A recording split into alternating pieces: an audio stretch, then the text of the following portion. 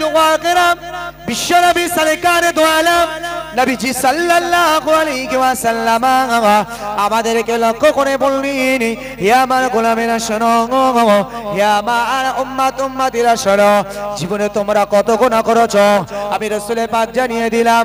না না না, তোমাদের জন্য উপমা, তোমাদের জন্য হাজারো গুনাহ মহান আল্লাহ ক্ষমা করে দিতে পারেন। তোমরা রব আল্লাহর দরবারে ইখলাসের সাথে আল্লাহর কাছে তোমরা দোয়া চাও, আল্লাহকে খুশি করার জন্য দোয়া চাও।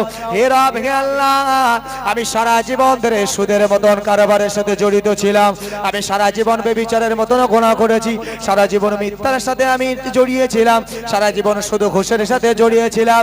গো আমার রব, গো আমার আল্লাহ, সারা জীবন ধরে আমি আপনার নাফরমানি করেছিলাম, সারা জীবন ধরে আমি আপনার সাথে জুলুম অত্যাচার করেছি। হে রব, হে আল্লাহ, আপনি আমাকে ক্ষমা করে দেন।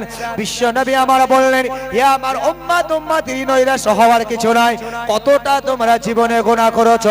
বিশ্ব নবী আমার হযরতে বনি ইসরাইল গোত্রের একজনের গল্প করলেন। ও আমার উম্মতিরা শোনো, রব আল্লাহ কত দয়াময়, আল্লাহ কত মেহেরবান, রব আল্লাহ তোমাদের জীবনের কত গুনাহ মাফ করে দিতে পারে, একবারে তোমরা শোনো। বিশ্ব নবী আমার বললেন, একজন মানুষ তার জীবনে গুনাহ গুনাহ গুনাহ একটা দুটো তিনটা নয়, তার জীবনের 99টা সে মার্ডার করেছে, 99 জনকে হত্যা করেছে। ভাই আমার দোস্ত আমার, তাও সেই সমস্ত মানুষদের কোনো অপরাধ নাই, গুনাহ নাই, বেইনসাফি করে, ইনসাফ নয় বেইনসাফি করে তাদেরকে হত্যা করেছেন। বিশ্ব নবী আমার বললেন, হে আমার উম্মতিরা, আল্লাহ কত দয়াময়, আল্লাহ কত মেহেরবান, একবার দেখো এই মানুষটা 99টা হত্যা করার পরে একটা সময় তার হৃদয়ের ভিতরে বাসনা হলো, তার হৃদয়ের ভিতরে মৃত্যুর ভয় ঢুকে গেল। কারণ বিশ্ব নবী বলেছেন, এই জন্য قال النبي صلى الله عليه وسلم কাফা বিল মাউতি ওয়াইদান। হে আমার উম্মতিরা, মনে রাখো আমি বিশ্ব নবী তোমাদেরকে জানিয়ে রাখলাম, তোমরা যদি কেউ মহান আল্লাহকে সন্তুষ্টি করতে চাও, যদি তোমরা রব আল্লাহকে খুশি করতে চাও, আমি বিশ্ব নবী জানিয়ে দিলাম যথেষ্ট হয়ে যাবে, ইনাফ হয়ে যাবে। তোমরা যদি তোমাদের ভিতরে মৃত্যুর স্মরণটাকে রাখো, মরণের ভয়টাকে রাখো, ওই জন্য মরণ আমাদের জন্য সব সময়ের জন্য স্মরণীয়। মরণটা যদি আমাদের সব সময় সর্বদা স্মরণীয় থাকে, তাহলে নিশ্চিত আমরা গুনাহ থেকে হেফাজত থাকতে পারবো। ভাই আমার দোস্ত আমার, এই মানুষটার মনে হয়ে গেল, না না না, আমার জীবনে একটা দুটো নয়, আমি 99 জনকে হত্যা করেছি, মার্ডার করেছি, আমাকেও তো একদিনই মরতে হবে। এই মরণের কথা স্মরণ হবার সাথে সাথে তিনি মনে মনে ভাবছেন, আমার জীবনে এতগুলো মানুষকে আমি বেইনসাফি করে হত্যা করেছি, রব আল্লাহ আমাকে কি ক্ষমা করবেন, আমি কি ক্ষমা পাবো রব আল্লাহর দরবারে? তারই সঙ্গে স্পর্শে থাকা, তারই বোন, তারই কাছের মানুষ, তার যিনি হলেন তানারই ডান হাতের মানুষ, তাকে লক্ষ্য করে বলছেন, হে যুবক, একবার বলো, আমি তো এতগুলো মানুষকে হাতে আমি 99 জনকে হত্যা করেছি, এই 99 জনকে মার্ডার করেছি। আমার জীবনে আমি যদি এই 99 জন মার্ডারের থেকে যদি বাঁচতে চাই, এই গুনাহ থেকে যদি বাঁচতে চাই, আমার কি কোনো উপায় আছে?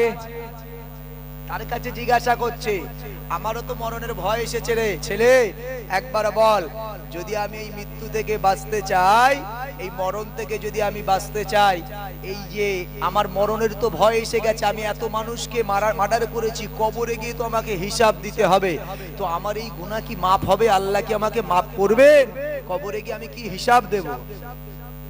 ভাই আমার দোস্ত আমার, বিশ্ব নবী সরকার দো আলম নবীজি বললেন, এই মানুষটা যখন জিজ্ঞাসা করলেন, তারই কাছের মানুষ, তারই সঙ্গী সাথী, তাকে যখন জিজ্ঞাসা করলেন, এমন সময় তিনি বলতে লাগলেন, হে আমার মুনিব শুনুন, আমি আপনার সম্পর্কে জানি, আপনি যাদেরকে মার্ডার করেছেন, যাদেরকে আপনি মেরে ফেলেছেন, এই মানুষগুলোর কোনো অন্যায় ছিল না, এই মানুষগুলোর কোনো অপরাধ ছিল না।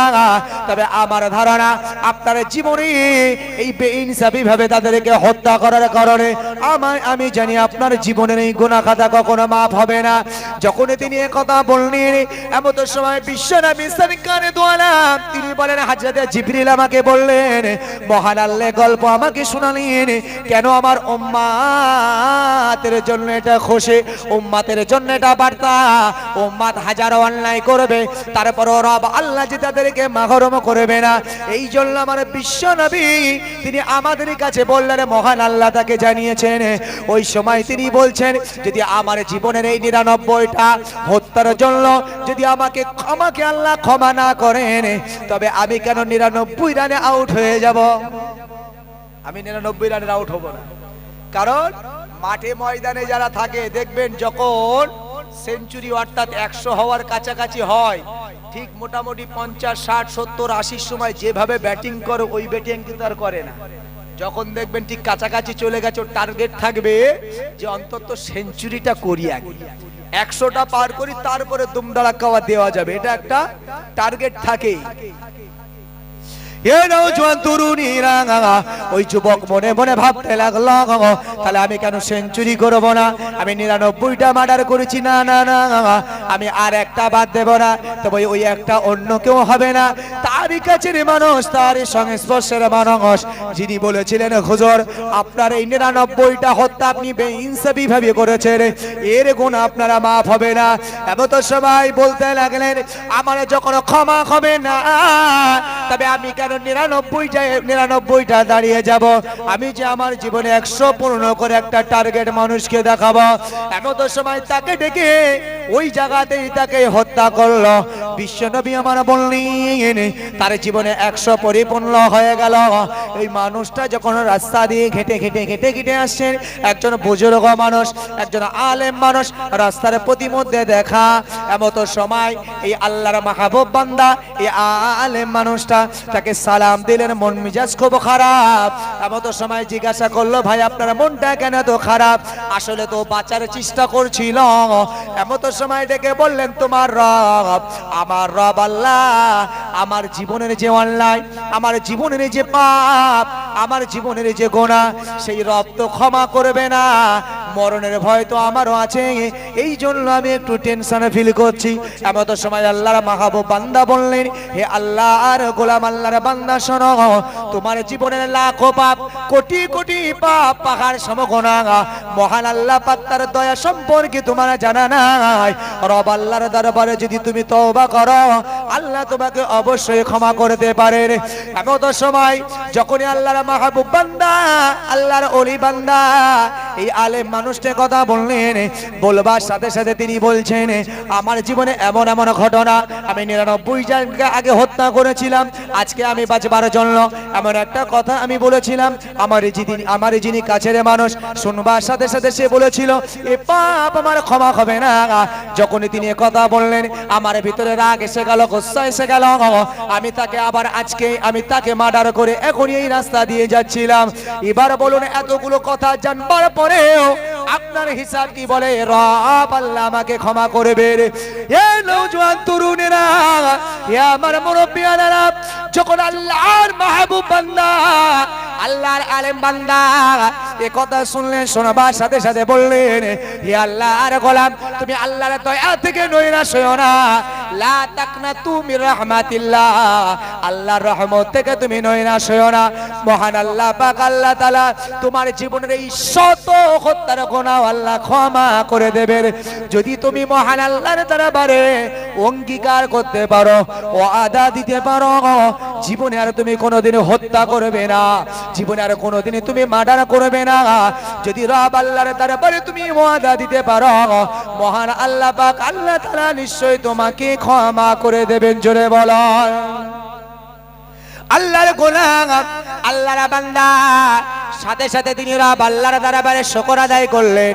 আলহামদুলিল্লাহ, হে আমার রব ও আমার মালিক আল্লাহ, আমার মতো গোলাম, আমার মতো পাপীর জন্য আপনি যে আপনার তওবা দরজা খুলে রেখেছেন, আপনি যে আমাকে maaf করার মতন রাস্তা রেখেছেন আল্লাহ, আপনার দরবারে আপনার শুকর আদায় করি। ওগো আমার রব, ওগো আমার আল্লাহ, আজ থেকে আমি এই জায়গায় দাঁড়িয়ে আমি ওয়াদা দিলাম আমার জীবনে আমি আর কোনোদিন আমি হত্যা করব না।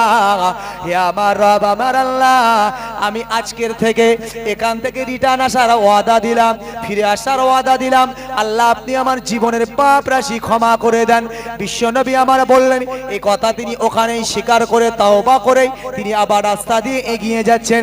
এমন সময় রাস্তা দিয়ে যেতে যেতে বেশ কিছু রাস্তা যাওয়ার পরে রব আল্লাহ হযরতে মালাকুল মউত আজরাইল আলাইহিস সালাম কি আদেশ করলেন, হে মালাকুল মউত আজরাইল, আর দেরি নয়, দেরি নয়, আমার ওই গোলাম আমার ওই বান্দার টাইম হয়ে গেছে, ওর রূহটা কবজ করে নাও, ওর জাগানটা কবজ করে নাও। এটাই হবে আমার গোলাম আমার নবী মুহাম্মদুর রাসূলুল্লাহ সাল্লাল্লাহু আলাইহি ওয়াসাল্লাম উম্মতের জন্য এটা হবে তোহবা। একবার জোরে বলো, আখিরি নবীর উম্মতের এটা তোহবা হবে। তারা শুনবে জানবে তাদের জীবনের পাহাড় পাহাড় সম গুনার কথা, যে আল্লাহ আমাকে ক্ষমা করবেন কি করবেন না। রাসূলের এই ভাষ্যটা যখন তারা জানবে তাদের জীবনে একটা কনফিডেন্স তৈরি হবে, একটা বিশ্বাস স্থাপন হবে যে রব আল্লাহ আমার এই গুনাহ তো তার কাছে তুচ্ছ। জোরে বলুন, 100 হত্যার গুনাহ কম। আমি এটাকে সাপোর্ট করছি না। রাসূল বলেছেন একজন ঈমানদারকে হত্যা করা সারা পৃথিবীর ঈমানদারকে হত্যা করার গুনাহ তার নামায়ে আমলে লেখা হয়। ভাই আমার দোস্ত আমার, একজন মানুষকে হত্যা করা, একজন মানুষকে মার্ডার করা সারা পৃথিবীর মানুষের মার্ডার করার গুনাহ হয়। ছোট অঙ্কে আমি দেখছি না, বলছি না, রাসূলও তা বলেননি। ভাই আমার দোস্ত আমার, বিশ্বনবী আমার বললেন হে আমার গোলামেরা শোনো, যখন ওই মানুষটা রাস্তার প্রতিমধ্যে মারা গেল, যখন মানুষ দুনিয়া থেকে বিদায় নেয় মারা যায়, ওই সময় রব আল্লাহর পক্ষ থেকে আল্লাহর রহমতের ফেরেশতারা নেমে আসে। দুই দল ফেরেশতা, এক দল ফেরেশতা নেক রূহ বহন করে আর এক দল ফেরেশতা যারা বদ রূহ বহন করে। এই দুই দল ফেরেশতা দুনিয়ার জমিনে নেমে আসে। ঠিক দুই দল ফেরেশতা নেমে এলো, যারা নেক রূহ বহন করে তারা বলতে লাগেন হে মালাকুল মউত আজরাইল, আর দেরি নয়, দেরি নয়, তাড়াতাড়ি রূহটা আমাদের হাতে তুলে দাও। কারণ আল্লাহ পাক আল্লাহ তাআলার কাছে আল্লাহর এই গোলাম আল্লাহর এই বান্দা একটু আগে তওবা করেছেন, মহান আল্লাহ পাক এই তওবার বিনিময়ে ক্ষমা দেওয়ার ওয়াদা দিয়েছেন, আল্লাহকে ক্ষমা করে দিয়েছে। এই রূহটা নেক রূহ আমাদের হাতে তুলে দাও। বদ রূহ যারা বহন করে তারা বলতে লাগেন না না না, এই মানুষটা তার জীবনে একটা নয় দুটো নয় 99টা হত্যা করেছিল, আজও একটা হত্যা করেছে, 100 হত্যা করেছে। এই মানুষটাকে আল্লাহ ক্ষমা করতে পারেন না, এর রূহটা বদ রূহ আমাদের হাতে তুলে দাও। এইভাবে দুইটা দল ফেরেশতা মালাকুল মউত আজরাইলের সাথে জেরা করছেন। এমন সময় রব আল্লাহ বললেন ইয়া মা জিবরাইল, দেরি নয়, দেরি নয়, জমিনে চলে যাও, আমার পক্ষ থেকে ফেরেশতাদের কাছে বার্তা পৌঁছে দাও, আমার পক্ষ থেকে খবরটা পৌঁছে দাও। বিশ্বনবী আমার বললেন হযরত জিবরিল আমিন চলে এলেন।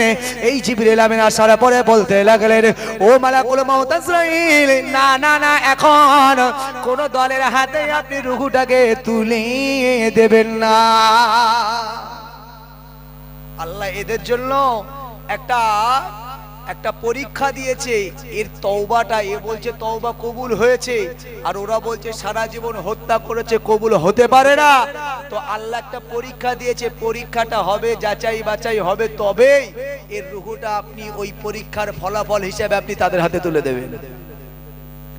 বিশ্বনবী আমার বললেন হে আমার উম্মত উম্মতিরা শোনো, রব আল্লাহ কত দয়াময়।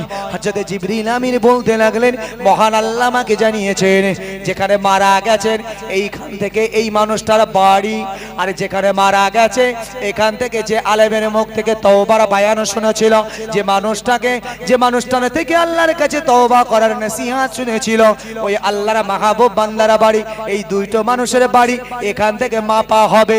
এই মাপার পরে দেখা যাবে যার বাড়িটা কাছে হবে, যদি আল্লাহর মাহবুব বান্দার বাড়ি কাছে হয়ে যায় তাহলে মনে করতে হবে তার তওবা কবুল হয়ে গেছে, আর যদি ওর নিজের বাড়িটা কাছে হয়ে যায় তাহলে মনে করতে হবে ওর তওবা আল্লাহর দরবারে কবুল হয় নাই।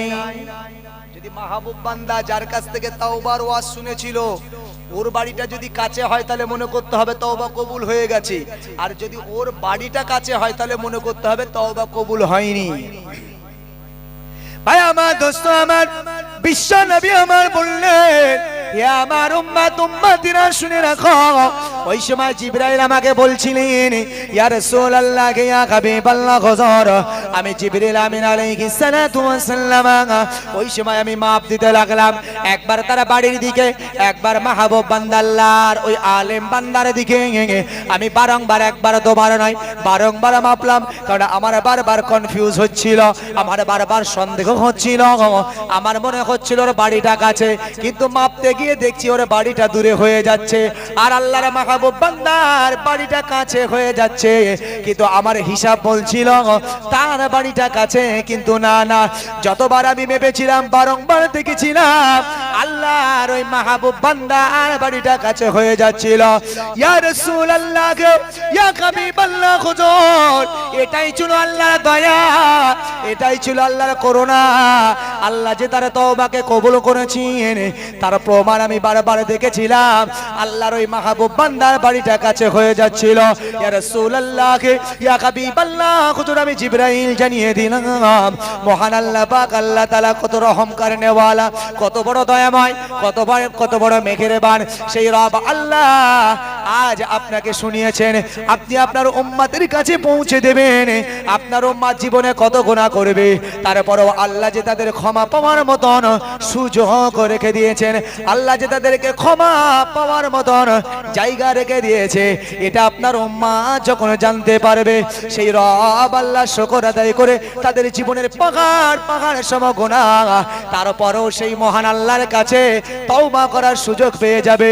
ইয়া রাসূলুল্লাহ ইয়া হাবিবাল্লাহ হুজুর, এটা হলো আপনার উম্মত উম্মতিদের জন্য তোহফা। একবার জোরে বলো, যদি আমরা আল্লাহর কাছে তওবা করি, আমাদের জীবনের কত গুনাহ, তওবা কবুল হতে কত সময়। ভাই আমার, দোস্ত আমার, আর একটা কথা মনে পড়ে যায়, হযরত মুসা নবী আলাইহিস সালাতু ওয়াস সালামের জামানায় একটা সময় আকাশের পানি বন্ধ হয়ে গিয়েছিল, আকাশে পানি বর্ষণ হতো না, পানিতে লকডাউন লেগে গিয়েছিল। করোনা ভাইরাসের সময় আমরা দেখেছি লকডাউন, বাজারে যাওয়া যাবে না, ঘর থেকে বার হওয়া যাবে না, মোড়ের মাথায় চার দোকানে যাওয়া যাবে না। ভাই আমার, দোস্ত আমার, একটা সময় লকডাউন হয়েছিল, আল্লাহ আসমানের পানি বন্ধ করে দিয়েছিল। কোন জামানা? এটা হলো মুসা নবীর জামানায়। মুসা নবী আলাইহিস সালাতু ওয়াস সালাম হুজুরের কাছে তার কওমের মানুষ, বনি ইসরাইল গোত্রের মানুষেরা এলেন, হে নবী মুসা কালিমুল্লাহ, আজ বহুদিন আমাদের এখানে আল্লাহর রহমতের বারিশ হয় না, আল্লাহর রহমতের পানি হয় না। ও নবী মুসা আলাইহিস সালাম, আপনি একটু রব আল্লাহর দরবারে কথা বলেন, কারণ আপনি দূর পাহাড়ে আল্লাহর সাথে সরাসরি কথা বলেন, আল্লাহর সাথে আপনি ডাইরেক্ট কথা বলেন। আপনি একবার রবের দরবারে চলে যান, আপনি তোর পাহাড়ে উঠে যান, একবার আমাদের জন্য আপনি আল্লাহর দরবারে আরজু করেন, আল্লাহ যেন তার রহমতের বারিশ, রহমতের পানি নাযিল করে। মুসা নবীর দরবারে একটা জামাত, একটা দল এসেছিল।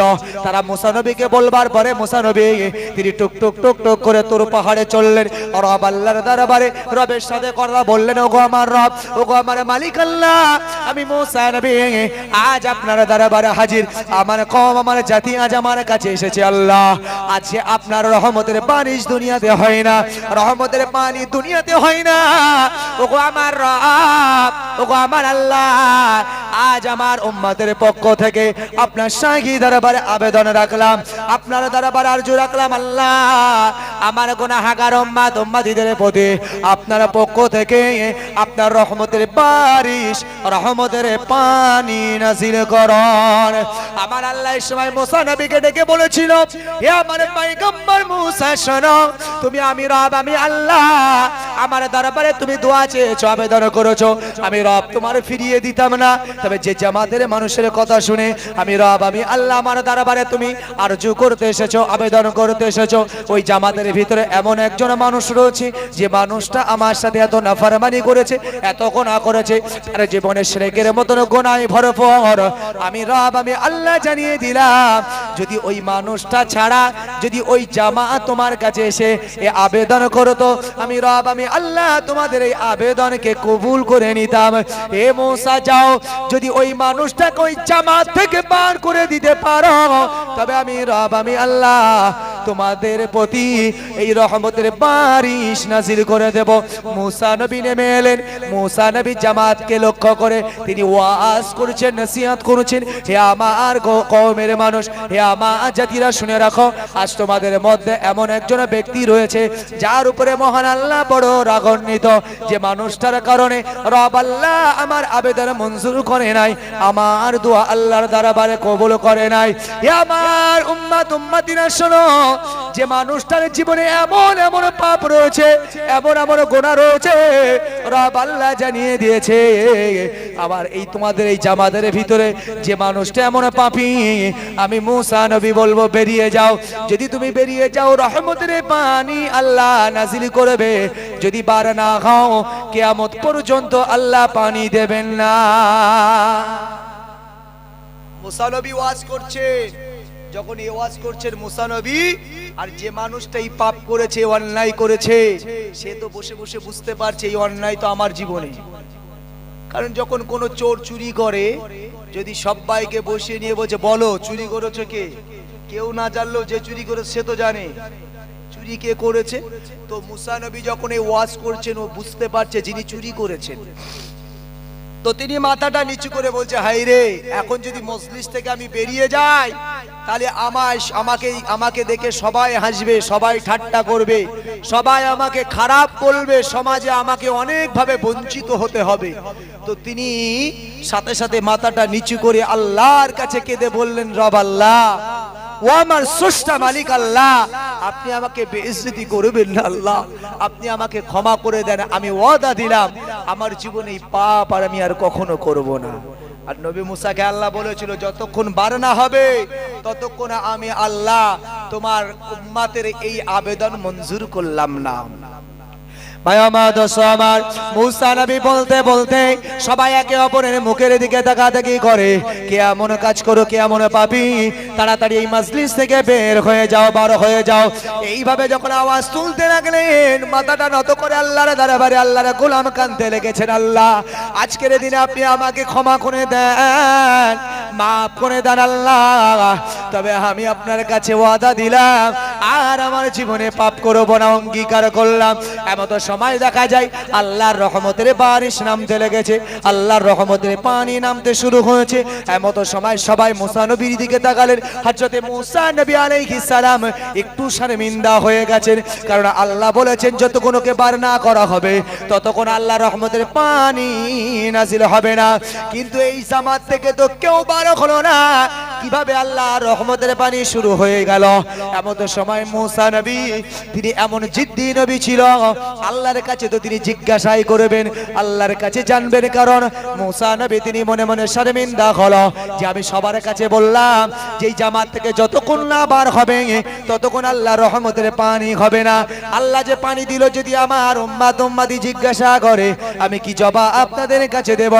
আল্লাহর পয়গম্বর মুসা নবী আর দেরি না করে আবার তুর পাহাড়ে চলে গেলেন। হে আমার রব আল্লাহ, আজ আমি আপনার দরবারে জিজ্ঞাসা করি, আল্লাহ আপনি বলেছিলেন না না না, হে আমার মুসা যতক্ষণ সে বার না হবে ততক্ষণ আপনি আপনার রহমতের পানি, রহমতের বারিশ আপনি নাজিল করবেন না। ওগো আল্লাহ, সেই মানুষ, সেই গোলাম তো আজকে মাহফিল থেকে বার হয় নাই, মজলিস থেকে বার হয় নাই, তারপরেও আপনি কিভাবে বারিশ শুরু করলেন? এমন সময় রব আল্লাহ ডেকে বললেন, হে আমার পয়গম্বর মুসা নবী শুনে রাখো, আমি রব হলাম আলিমুল গায়ব, আমি তোমাদেরকে আলিমুল গায়ব বানাই নাই, অদৃশ্যের খবর তোমাদের জানা নাই। আমি রব, আমি আল্লাহ যা জানি তোমরা তা জানতে পারো না। পৃথিবীর গোলাম তারা অন্তরে অন্তরে চাইলো আমি আল্লাহ শুনতে পাই, অন্তরে অন্তরে কাঁদলেও আমি আল্লাহ তা দেখতে পাই। হে মুসা শোনো, যখন তুমি ওখানে বসে বসে যখন তুমি ওয়াজ করছিলা, নসিহত করছিলা, কে এমন গোলাম এমন অন্যায় এমন পাপ করেছো, তাড়াতাড়ি বেরিয়ে যাও। ওই সময় রব আল্লাহ পাক আল্লাহ তারা বলেন, ওই সময় ওই বান্দা ওখানে বসে বসে আমি আল্লাহ আমার দরবারে তওবা করেছিল। হে আমার পয়গম্বর মুসা শুনে রাখো, ওই সময় আমি রব আমি আল্লাহ পাক আল্লাহ তাআলা ওয়াদা দিয়েছি যে বান্দা আমার কাছে তওবা করে আর আমি আল্লাহ ওয়াদা দেওয়ার সাথে সাথে তাকে আমি আল্লাহ আমার পক্ষ থেকে ইনাম দিতে লাগি, অর্থাৎ আমি আল্লাহ তাদেরকে কবুল করতে থাকি। আমি যখন ওই গোলাম ওই বান্দার উপরে নারাজ, এই জন্যই আমি রহমতের বারিশ দিচ্ছিলাম না। যখন ওই গোলাম আমার কাছে তওবা করেছি, আমি যে তাকে ক্ষমা করে দিয়েছি, আমি কি পানি আর বন্ধ রাখতে পারি? হে মুসা, তোমার সম্মান তুমি আমার কাছে চেয়েছো, এই জন্য আমি জমিনে আমার রহমতের বারিশ রহমতের পানি নাজিল করে দিয়েছি। একবার দরুদ শরীফ আল্লাহুম্মা সাল্লি আলা।